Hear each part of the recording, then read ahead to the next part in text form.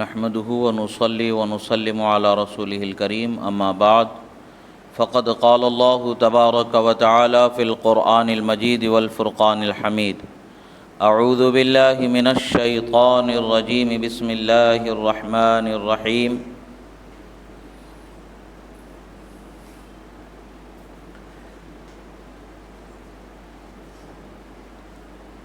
وما آتاكم من رسول فخذوه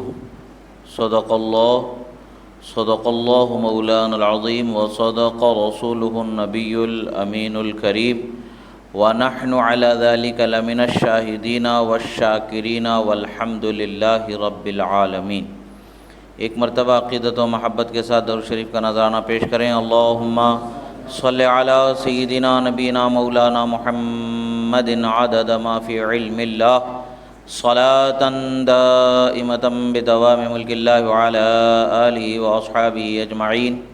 ایک مرتبہ اور نبی اور آل نبی پر درود شریف پڑھیں۔ اللہم صلی علی سیدنا نبینا مولانا محمد عدد ما فی علم اللہ صلاة دائمة بدوام ملک اللہ وعلی آلہ واصحابہ اجمعین۔ اللہ رب العزت کا بے پناہ شکر و احسان کہ اللہ رب العزت نے ہمیں اس کے حبیب کریم صلی اللہ تعالی علیہ وسلم کا سچا چاہنے والا بنایا اور آپ کی محبت میں اپنی خواہشات کو ترک کرنے والا اور اللہ رب العزت کی اطاعت و فرما برداری کی طرف قدم بڑھانے والا بنایا۔ یہ اللہ کا شکر و احسان ہے۔ اللہ پاک کا کرم ہے کہ اللہ تعالیٰ نے ہمیں یہ خوبیوں سے نوازا ہے۔ دنیا میں بہت سارے انسان زندگی جی رہے ہیں، گناہوں کے دلدل میں، ضلالت کے اندھیروں میں زندگی گزار رہے ہیں۔ اللہ کا شکر ہے کہ اللہ تبارک و تعالیٰ نے ہمیں ہدایت کے عظیم نعمت کے ساتھ ساتھ عمل صالح کی بھی توفیق عطا فرمائی ہے، اس کا فضل و احسان ہے۔ اللہ تبارک و تعالیٰ کی ذات حقیقت میں وہی شفا دینے والی ہے، وہی نفع دینے والی ذات ہے۔ اس کے سوا کوئی نفع دینے والا نہیں، اس کے سوا کوئی شفا دینے والا نہیں۔ اللہ تبارک و تعالیٰ کا ایک ضابطہ ہے، جس طریقے سے موت و حیات اللہ تعالیٰ ہی کے قبضۂ قدرت میں ہے، اسی طریقے سے نفع و شفا بھی اللہ تبارک و تعالیٰ کے قبضۂ قدرت میں ہے۔ اسباب کو اللہ تبارک و تعالیٰ نے دنیا میں پیدا فرمایا اور اسباب سے انسانی زندگی کو متعلق فرمایا، اور انسانی زندگی کا تعلق اسباب سے ہے اور اسباب کے ساتھ انسان کی زندگی پوری ہوتی ہے۔ انہی اسباب میں جس سب سے بڑا سبب ہے، جو سب سے بڑا وسیلہ ہے، وہ اللہ تبارک و تعالیٰ نے اس کے حبیب کریم صلی اللہ تعالیٰ علیہ وسلم کی ذات گرامی کو بنایا کہ آپ کو پیدا کرنا مقصود نہ ہوتا تو پھر اللہ تعالیٰ کسی شے کو پیدا ہی نہیں فرماتا تھا۔ اللہ تبارک و تعالیٰ نے آپ کی ذات کو بہت بڑا وسیلہ بنایا ہے، بہت بڑا سبب بنایا ہے۔ دوا میں شفا اللہ تبارک و تعالیٰ نے رکھا ہے، تو دوا کو شفا کا ایک سبب بنایا ہے۔ سبب کو اختیار کرنے کا ذمہ انسان کے قدرت میں اللہ نے رکھا ہے، اور اس سبب کو اس اختیار کرنے والے کے حق میں شفا یاب بنانا یا نہیں بنانا، یہ فیصلہ، وہ اختیار اللہ رب العزت کی بارگاہ میں ہے۔ وہ چاہے تو شفا عطا فرما دے، وہ چاہے تو اس کے حق میں اس چیز کو، اس دوا کو شفا نہ فرمائے۔ حالانکہ قاعدہ یہ ہے کہ زہر میں موت ہوتی ہے، مگر زہر میں حقیقت میں موت نہیں، موت کا سبب زہر کو بنایا گیا ہے۔ موت دینے والی ذات اللہ تبارک و تعالیٰ کی ہے۔ اسی طریقے سے جس طرح سے زہر میں موت ہونا مشاہدتاً تجربتاً ثابت ہے، اسی طریقے سے زہر سے بچنے والی دوا میں شفا مل جانا یہ مشاہدہ اور انسانی تجربہ شاہد ہے کہ دوا سے اللہ تبارک و تعالیٰ زہر کے اثر سے نجات اور شفا عطا فرما دیتا ہے۔ مطلب یہ ہے کہ حقیقت میں ہر چیز کا وجود اللہ کی مرضی و قدرت سے ہی ہے۔ موت و حیات اور شفا، نفع و نقصان، ہر کچھ فیصلہ اللہ تبارک و تعالیٰ کی بارگاہ سے ہی ہونا ہے۔ اللہ تبارک و تعالیٰ نے جس طرح سے زہر میں ایک اثر رکھا ہے اور دوا میں ایک اثر رکھا ہے، پانی میں ایک اثر رکھا ہے، اناج میں ایک اثر رکھا ہے، زمین میں ایک اثر رکھا ہے، ہواؤں میں ایک اثر رکھا ہے، سورج کی شعاؤں میں ایک اثر رکھا ہے، چاند کی چاندنی میں ایک اثر اللہ نے رکھا ہے۔ غرض کے جس طریقے سے اللہ تبارک و تعالیٰ نے دنیا کی تمام چیزوں میں کچھ نہ کچھ اثر ضرور رکھا ہے، ان تمام چیزوں کو دیکھنے سے ہمیں پتہ چلتا ہے کہ یہ تمام چیزیں جس ذات کی برکت کے سبب پیدا کی گئی ہے، جن کے صدقے میں پیدا کی گئی ہیں، وہ ذات مصطفیٰ صلی اللہ تعالیٰ علیہ وسلم میں اللہ تعالیٰ نے بدرجہ اولا برکتوں کو پنہا فرمایا ہے، بدرجہ اولا رحمتوں کو پنہا فرمایا ہے، بدرجہ اولا نفع و شفا کو اللہ تبارک و تعالیٰ نے آپ کے ذات میں رکھا ہے۔ یہی وجہ ہے کہ صحابہ کرام رضوان اللہ علیہم اجمعین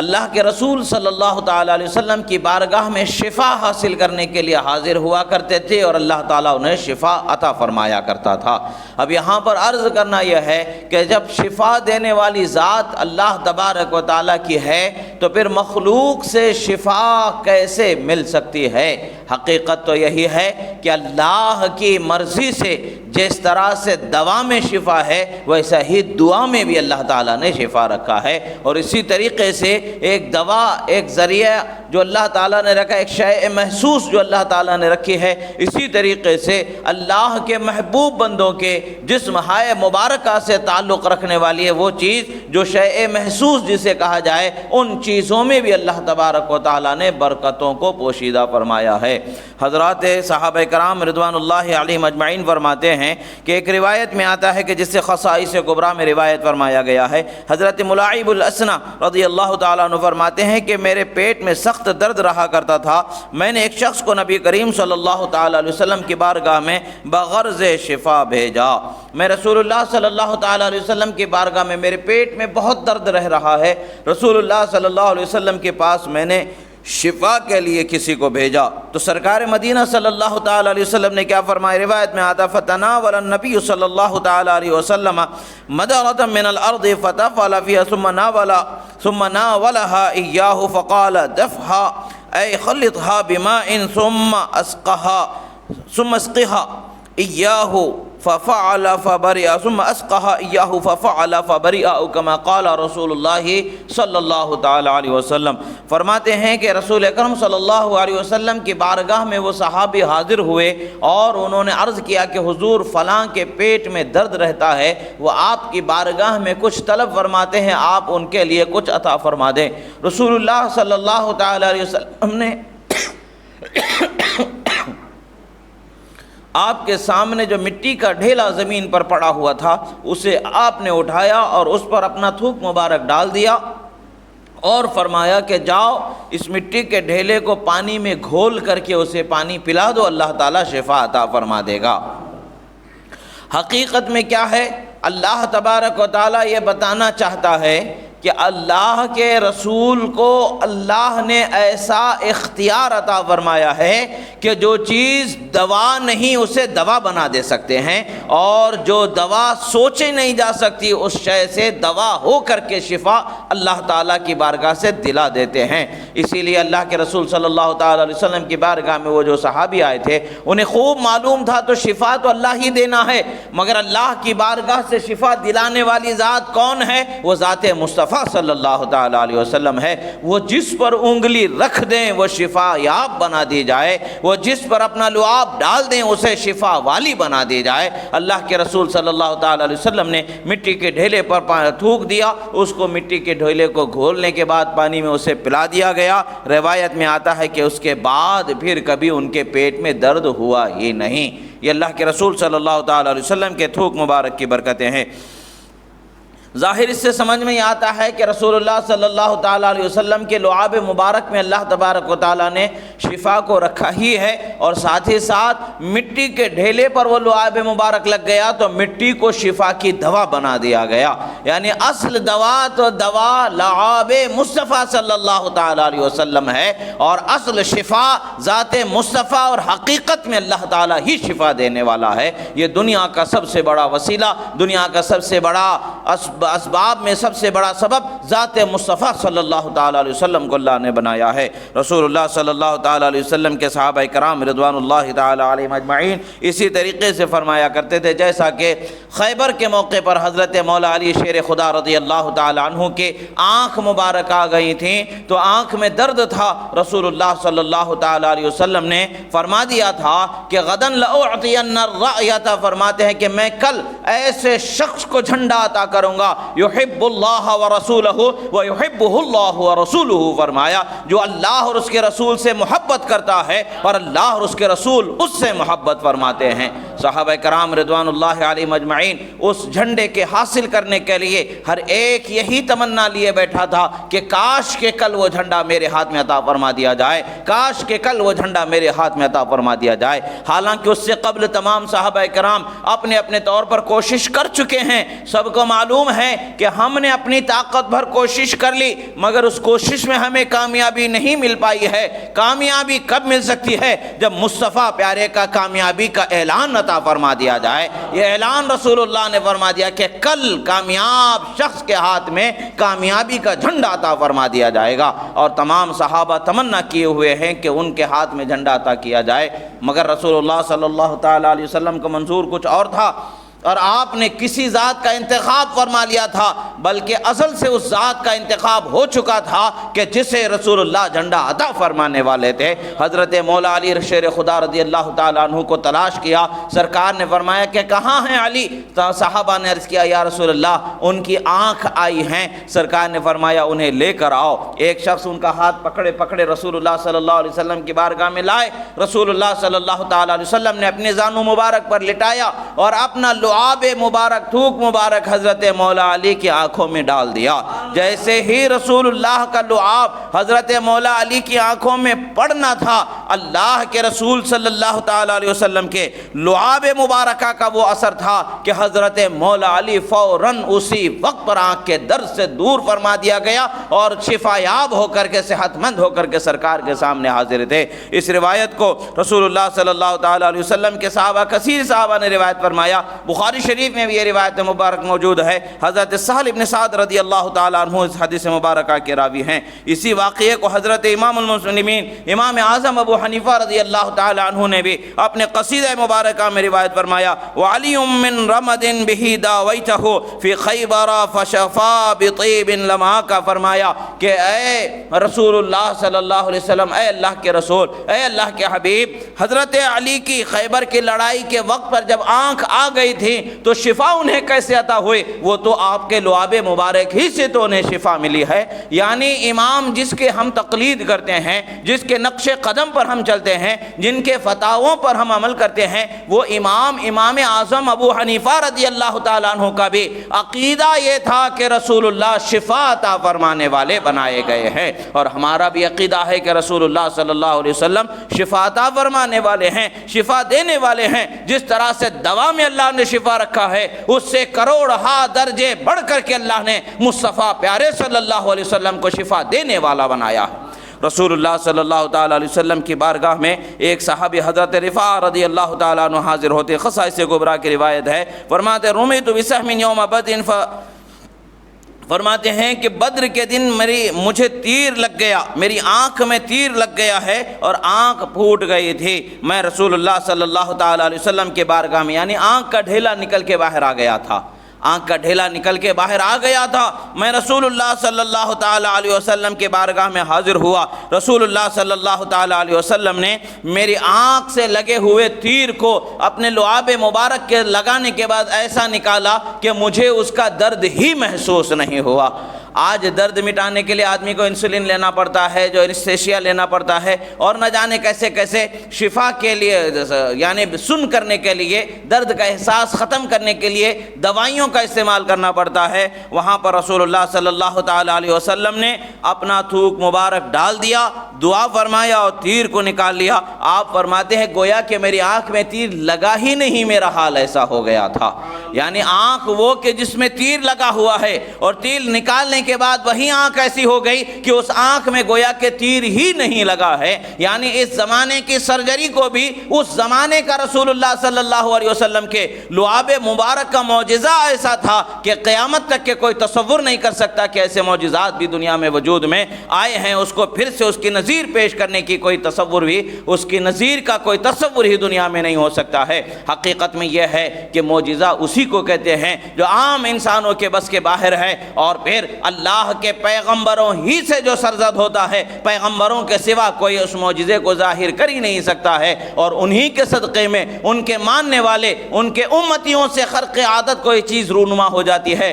اسے کرامت کے نام سے یاد کیا جاتا ہے۔ معجزہ اور ایک کرامت یہ اللہ کے خاص بندوں سے حسب درجہ، حسب تفاوت اس کا اظہار ہوتا ہے، اور اسی کا اظہار ہے جو حق ہوتا ہے، اور حق کو حق ماننے والا ہی حق پر باقی رہتا ہے۔ معجزہ اور کرامت کا یہ ماننے والا ہی صحیح معنوں میں اللہ اور اس کے رسول صلی اللہ تعالیٰ علیہ وسلم کے دین پر چلنے والا ہوتا ہے۔ اسی طریقے سے حضرت ابن عباس رضی اللہ تعالیٰ عنہما روایت فرماتے ہیں کہ محمد ابن حاتب رضی اللہ تعالیٰ عنہ جو کہ بچے تھے، ان کے ہاتھ پر پکتی ہوئی ہنڈیاں گر گئی، یعنی پکی ہوئی ہنڈی جو تھی، پکاتا ہوا جو گرم سالن تھا، وہ ان کے ہاتھ پر گر گیا، اور وہ بہت چھوٹے بچے تھے اور درد سے جلن سے بے حال ہو گئے تھے۔ رسول اللہ صلی اللہ تعالیٰ علیہ وسلم کی بارگاہ میں انہیں لایا گیا۔ رسول اللہ صلی اللہ تعالیٰ علیہ وسلم نے ان کے جس حصے پر ہاتھ پر جہاں پر گرم سالن گرنے کی وجہ سے اور وہ جلد جل گئی تھی، ہاتھ میں چھالے آبلے آ گئے تھے، رسول اللہ صلی اللہ تعالیٰ علیہ وسلم نے اپنا لعاب مبارک لیا اور اس پر لگایا اور اس پر اپنا ہاتھ پھیرا، تو اللہ کے فضل و کرم سے ایسا ہوا جیسا کہ وہ جلا ہی نہیں ہے۔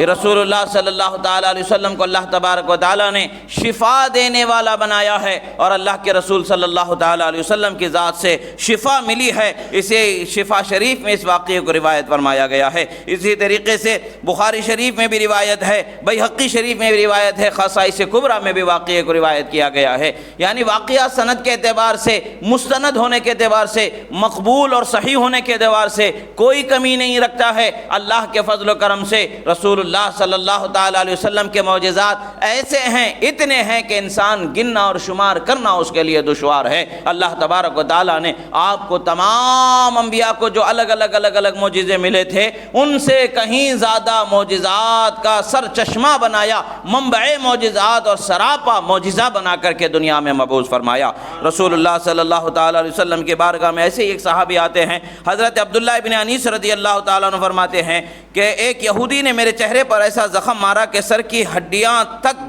کھل گئی تھی، یعنی جو تلوار سے مارا گیا تھا، یہ سر کی ہڈی جو تھی وہ کٹ گئی تھی، دو حصوں میں بٹ گئی تھی، دماغ تک کہ ابھی وہ تلوار کی دھار نہیں پہنچی تھی، یعنی سر کی ہڈی پھٹ گئی تھی اور اس کے اندر تک کہ تلوار کی دھار اتر گئی تھی۔ میں اسی حالت میں رسول اللہ صلی اللہ تعالیٰ علیہ وسلم کے بارگاہ میں حاضر ہوا، فاتیت النبی صلی اللہ تعالیٰ علیہ وسلم فکشف عنہا ونفث فیہا فما آذانی منہا شیئن۔ فرماتے ہیں یہ اس روایت کو طبرانی میں بھی روایت کیا گیا ہے اور خصائص کبریٰ میں بھی روایت فرمایا گیا ہے۔ فرماتے ہیں کہ جب میرے سر کے ہڈی تک کو چیرتی ہوئی تلوار اندر پہنچ گئی تھی، میں اسی حال میں سرکار کے پاس حاضر ہوا۔ سرکار نے میرے سر کے حصوں کو، دو حصوں کو تھوڑا سا الگ کیا اور اس میں اپنا لعاب مبارک ڈالا اور پھر واپس اس کو لگا دیا، گویا کہ ایسا لگتا ہے کہ کبھی میرے سر پر کوئی زخم ہوا ہی نہیں۔ اللہ نے مجھے ایسا شفا عطا فرمایا۔ یعنی اللہ تبارک و تعالیٰ کی بارگاہ سے جو شفا ملی وہ معجزہ رسول اللہ صلی اللہ تعالیٰ علیہ وسلم کا ظاہر ہوا۔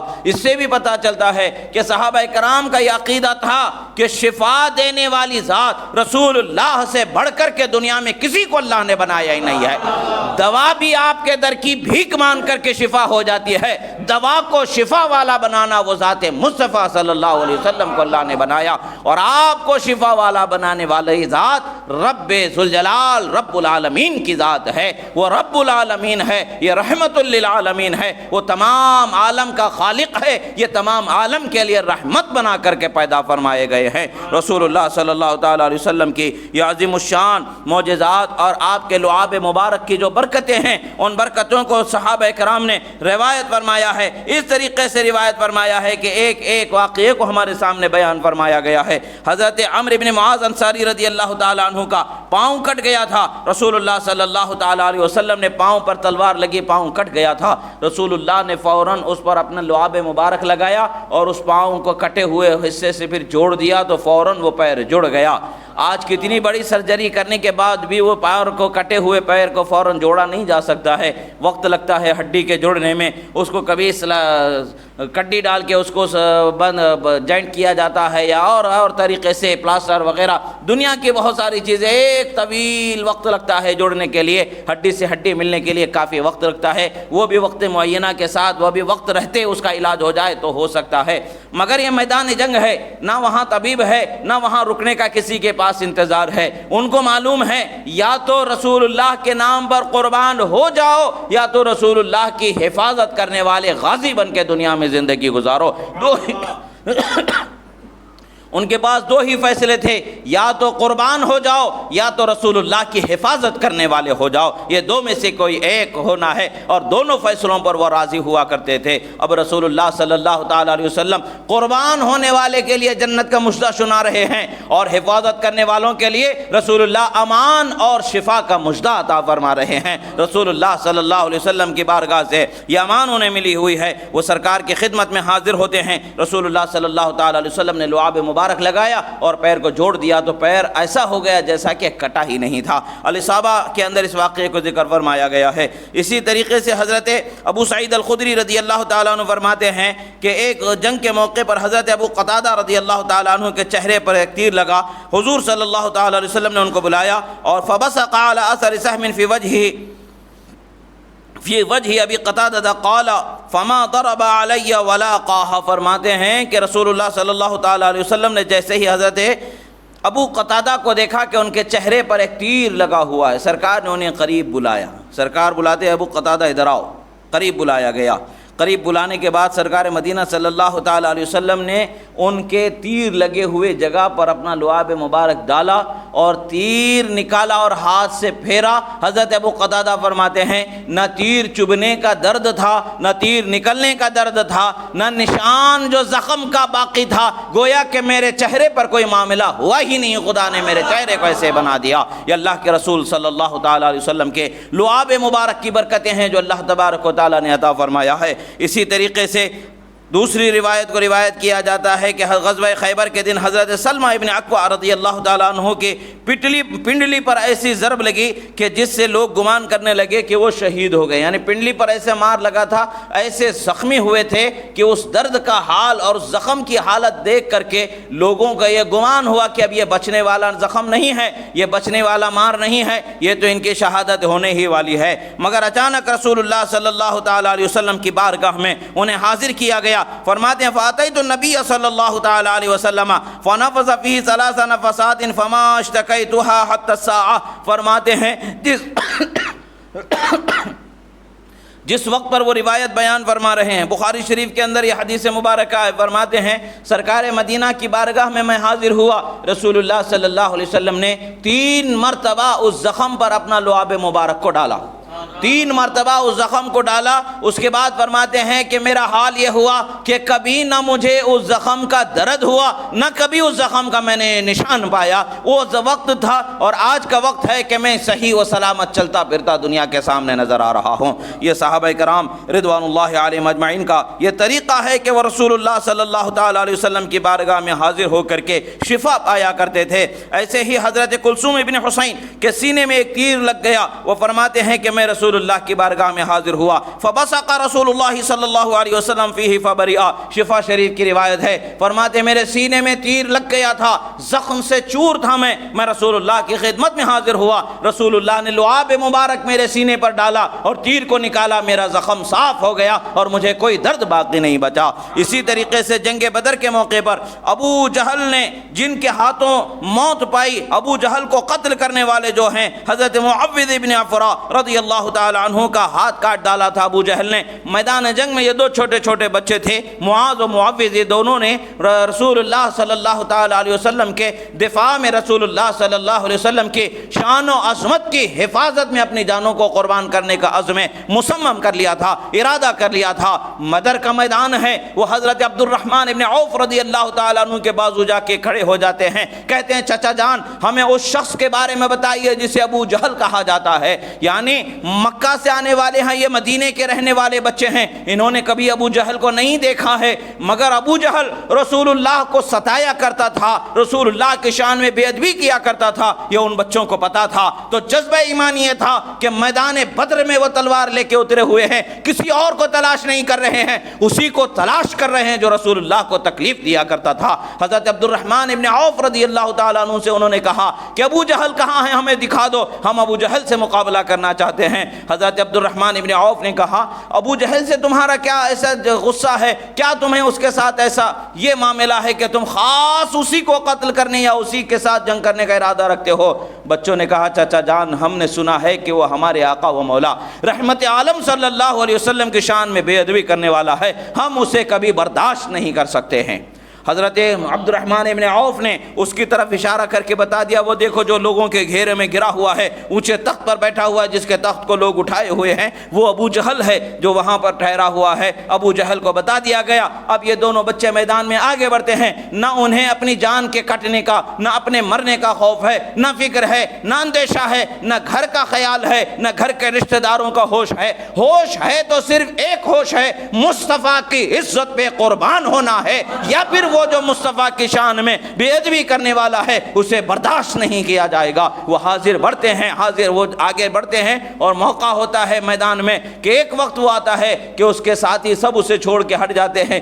بس یہ دو بچوں سے دو بدوس کا مقابلہ چل رہا ہوتا ہے۔ اسی اسنا میں ایک بچے کے ہاتھ پر اس نے تلوار مار دیا تو ہاتھ کٹ کر کے جسم سے جدا ہو گیا، صرف تھوڑا سا جسم کا حصہ لگا ہوا تھا، ہڈی بھی کٹ گئی، گوشت بھی کٹ گیا، مگر تھوڑا سا حصہ جسم کا لگا ہوا تھا کہ جس کی وجہ سے وہ ہاتھ لٹک رہا تھا، بلکہ ایک روایت میں آتا ہے کہ ہاتھ کٹ کر کے زمین پر گر گیا۔ وہ بچہ رسول اللہ کی بارگاہ میں کٹے ہوئے ہاتھ کو اٹھا کر کے حاضر ہوتا ہے۔ فجاء يحمل يده وبصق عليها رسول اللہ صلی اللہ علیہ وسلم والصقها فلصقت، فرماتے ہیں رسول اللہ صلی اللہ تعالی علیہ وسلم کی بارگاہ میں وہ بچہ جو کٹا ہوا ہاتھ تھا، حضرت معوذ ابن عفرا رضی اللہ تعالی عنہ اس کٹے ہوئے ہاتھ کو لے کر کے حاضر ہوتے ہیں۔ رسول اللہ نے اس پر اپنا لعاب مبارک لگایا اور واپس جہاں سے کٹا تھا وہاں ہاتھ لگایا، فوراً اسی وقت پر وہ ہاتھ جڑ گیا، اور ایسا حال ہوا کہ رسول اللہ کے فضل و کرم کا اور رسول اللہ کے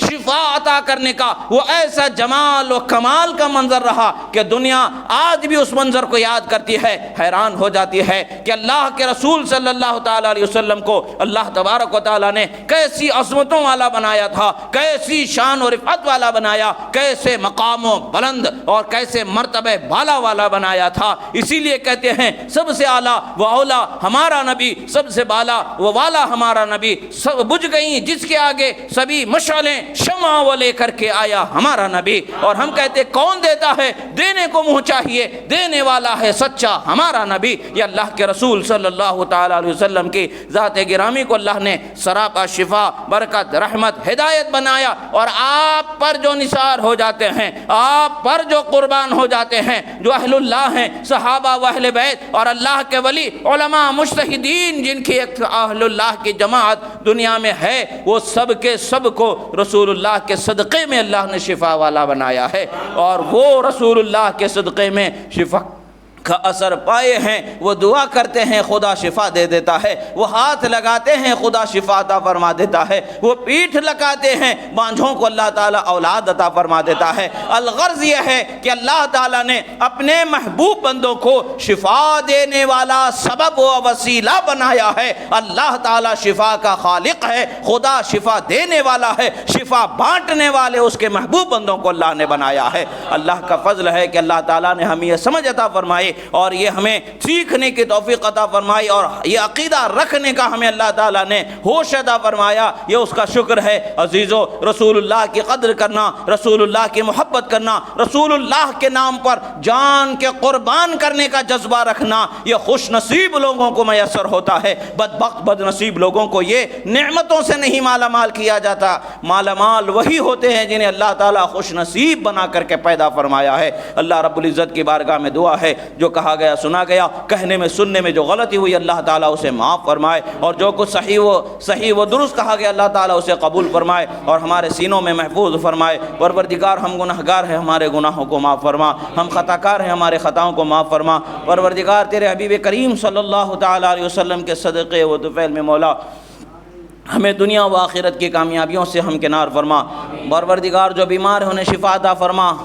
جو قرض دار ہیں انہیں بار قرض سے سبکدوشی عطا فرما، جن کے گھروں میں جوان بیٹے بیٹیاں بھائی بہن غیر شادی شدہ ہیں ان کی شادیوں کے اسباب مہیا فرما، ان کا بہتر و تابندہ مستقبل فرما۔ پروردگار جن کے اولاد ہیں انہیں نیک صالح باخلاق باکردار فرما، جو بے اولاد ہیں انہیں صاحب اولاد فرما۔ پروردگار دنیا میں جہاں کہیں بھی مسلمانوں پر ظلم ہو رہا ہے مولا ظالموں کو نیست و نابود فرما، مظلوم مسلمانوں کی مدد فرما، بیواؤں یتیموں یسیروں بے سہاروں کے لیے سہارے اسباب کفو مہیا فرما، مددگار مہیا فرما۔ مولا امن امان کی سلامتی کی چین و سکون کی زندگی عطا فرما، بالخصوص مولا ہمارے ملک میں امن امان سلامتی عطا فرما۔ وصلی اللہ تعالی علی خیر خلق و نور عرشی سیدنا محمد وعلی آلہ وصحبہ اجمعین برحمتک یا ارحم الراحمین والحمد للہ رب العالمین۔